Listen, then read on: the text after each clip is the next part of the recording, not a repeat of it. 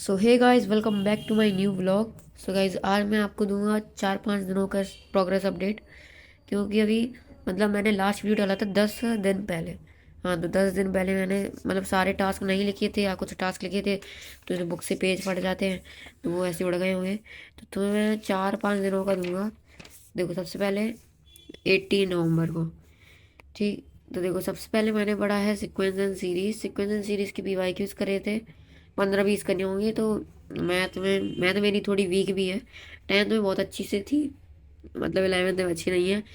तो इसमें मैंने 1 hour 36 मिनट करी थी। उसके बाद ट्रिग्नोमेट्री का रिवीजन करा था।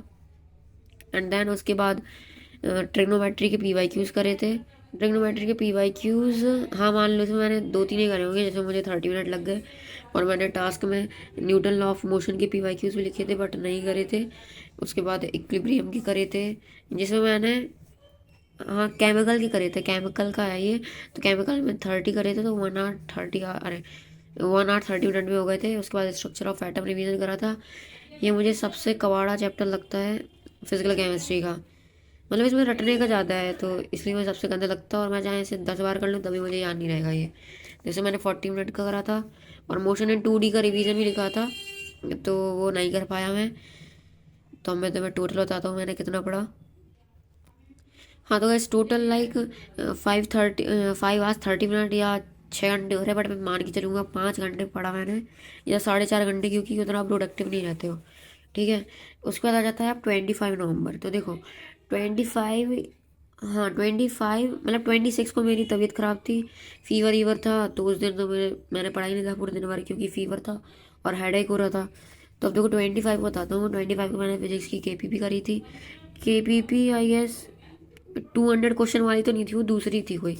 तो उसे करा 1 घंटा। उसके बाद केमिकल इक्विलिब्रियम का रिवीजन करा, क्योंकि फिर नोटिफिकेशन आ गया था टेस्ट का, जो आज था टेस्ट। ठीक है। तो केमिकल इक्विलिब्रियम का रिवीजन करा। और इक्विलिब्रियम में मुझे केमिकल इक्विलिब्रियम बहुत सिंपल लगता। आयनिक सिंपल है, बट उसमें भी रटने वाला है, तो वो स्ट्रक्चर ऑफ एटम जैसा ही है। तो इसे मैंने 1 hour 30 मिनट में कर लिया होगा इसे। उसके बाद मैथ्स की डिब्बी करी थी, जिसमें मैंने 10 करे थे और 1 घंटा लग गया था। स्ट्रेट लाइन, 11th को कोई ऐसा चैप्टर ही नहीं है जो मुझे पसंद आया हो मैथ में, बहुत पसंद आया हो। ठीक है, ऐसे तो सब पसंद आए, बट बहुत पसंद ऐसा कोई नहीं आया। तो तुम लोग समझ सकते हो, ठीक है। तो उसके बाद चौथा चौथा है हमारा, सेंटर ऑफ मास का रिवीजन करा था और क्वेश्चन प्रैक्टिस करी थी। 1 घंटे करा होगा। और उसके बाद यूट्यूब वीडियो भी मैंने बनाया था टास्क, बट नहीं कर पाया था, क्योंकि रात में मेरी तबीयत ख़राब हो गई थी।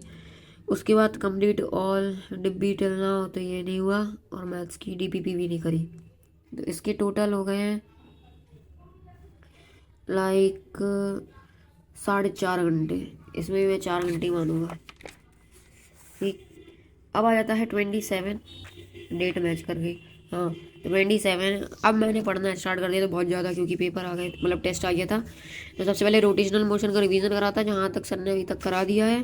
तो 1 hour अप्रॉक्स में कर लिया था ऐसे। उसके बाद लिमिट एंड डेरिवेटिव का लेक्चर देखा था 50 मिनट। उसके बाद स्ट्रेट लाइन PYQs में मैंने 7 PYQs करे थे और 56 मिनट, 7 से 10, हाँ लिख दिया, 1 घंटा पढ़ लिया होगा। ठीक है। उसके बाद मॉड्यूल से स्ट्रेट लाइन करा था। हाँ, तो इसमें भी 1 घंटा लगा था। मुझे लग रहा था कि PYQs थोड़े ज़्यादा कठिन होते हैं, तो PYQs में ज़्यादा देर लगेगी, और मॉड्यूल्स में थोड़े सिंपल होंगे तो उसमें देर नहीं लगेगी, बट मुझे दोनों में इक्वल टाइम लग गया।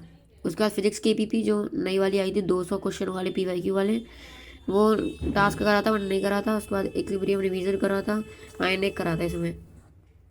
एंड उसके बाद कैलोरीमीटर का रिवीजन, इसको हाफ आवर करा होगा। इसमें बस 1-2 लेक्चर की नोट्स रिवाइजन करे होंगे। अब आ जाता है 28 का। हाँ, तो 28 का है ये, कैलोरीमीटर हीट ट्रांसफर मैकेनिकल। तो इसे मैंने पूरा ख़त्म कर दिया था 2 hour में। ठीक है, 2 hour या 15 मिनट ऐसे। उसके बाद फिजिक्स KPP 30 क्वेश्चन लगाए थे 1 घंटे में। उसके बाद स्ट्रेट लाइन में मैंने रिवीजन करा था 1 hour का। उसके बाद यूट्यूब से इक्विलिब्रियम के क्वेश्चन लगाए थे। मैं सही बताऊँ, तुम लोग कभी मत लगाया करो यूट्यूब से, अगर तुम लोग डिस्ट्रैक्ट नहीं होते हो। मैं तो होता हूँ बहुत डिस्ट्रैक्ट, इसलिए बस मैंने 30 से 45 मिनट पढ़ा होगा। क्वेश्चन लगाए होंगे, इसमें ही बहुत कम लगाए होंगे।